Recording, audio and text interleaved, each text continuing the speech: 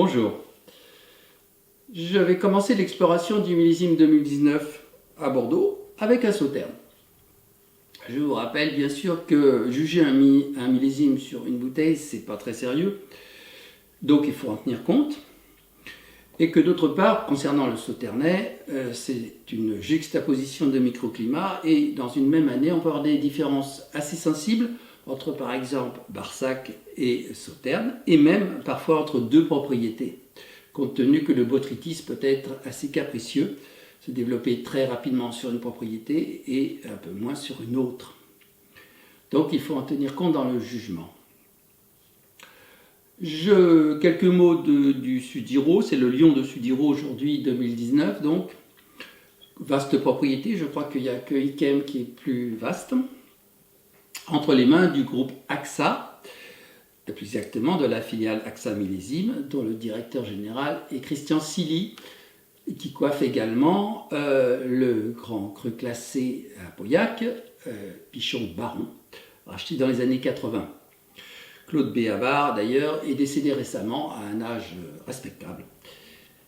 Donc, nous allons donc goûter ça.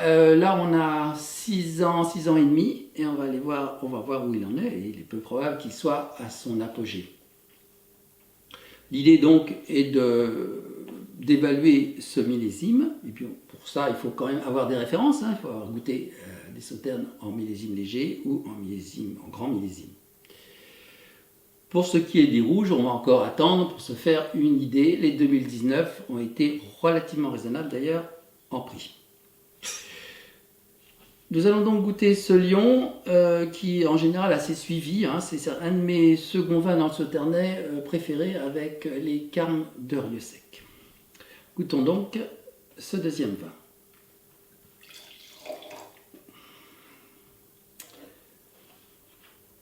Belle robe, d'un or brillant, sans reflet vert. Nez intense, de mangue, de poire,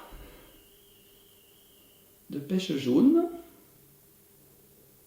quelques notes de safran. On n'a pas encore les notes confiturées de Mirabelle, qui demandent sans doute un peu plus de vieillissement pour apparaître.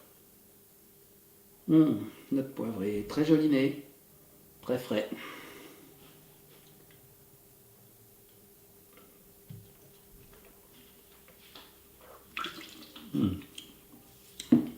C'est très bon ça. Alors, effectivement, l'acidité encore marquée, c'est tout à fait normal pour un sauterne jeune. Ça lui donne d'ailleurs un certain charme parce que ça équilibre le sucre. Et d'ailleurs, on a tendance dans ces cas-là à sous-estimer la quantité de sucre à cause justement de cette acidité. L'apogée, je dirais, dans 1 à 2 ans, ça dépend un petit peu des goûts que vous avez. Alors, au niveau du millésime lui-même, c'est un vin d'une bonne concentration, donc on n'est pas dans un petit millésime, mais c'est pas non plus un vin où on en a vraiment plein la bouche avec un gros volume. Ça signe donc un millésime intermédiaire, mais de qualité. Ça vaut tout à fait le coup de les goûter.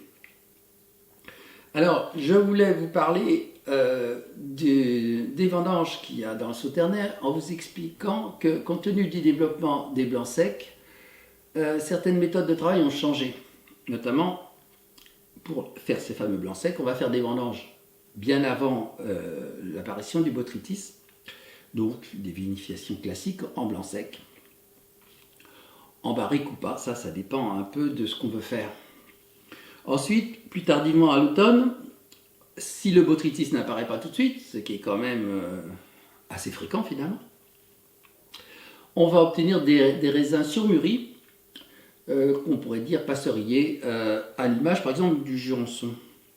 Ce sont donc des vins en surmaturité qui vont donner des jus assez sucrés, mais qui ne correspondent pas au standard du sauterne.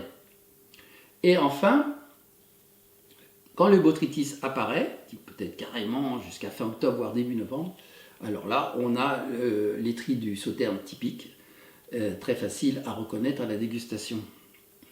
Compte tenu de ces conditions-là, dans les sauternes intermédiaires, dans les millésimes intermédiaires, on peut avoir un assemblage, si vous voulez, de l'eau botrytisée avec des lots passerillés, histoire d'obtenir un volume significatif.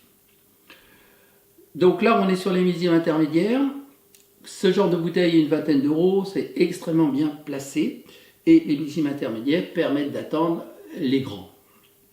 Je vous rappelle d'ailleurs que depuis 2015, 2016, 2017, le Sauternais n'a pas eu de millésime vraiment de référence.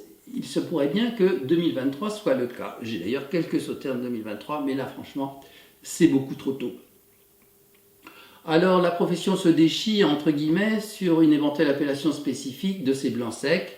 Certains y voient un moyen de les vendre encore mieux et d'autres sont réticents considérant que l'image du Sauterne qui est déjà pas très claire pour le consommateur moyen, ça va encore brouiller les pistes. Je pense qu'ils ont un peu tous les deux raison en fait.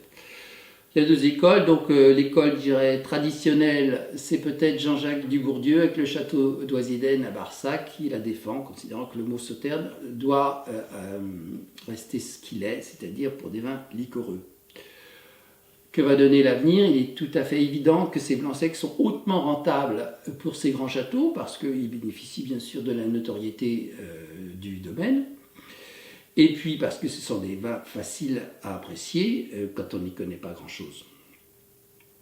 Et puis donc il faudra bien qu'ils se décident à un moment donné ou à un autre. Toujours est-il qu'à l'avenir, il est évident que les grands sauternes vont devenir marginaux. Et d'ailleurs, c'est pas seulement une histoire de prix. Parce que vous voyez, les seconds vins sont extrêmement abordables, mais ça demande peut-être une culture, une curiosité que n'ont pas toujours les consommateurs. Voilà ce que je voulais vous dire sur les sauternes.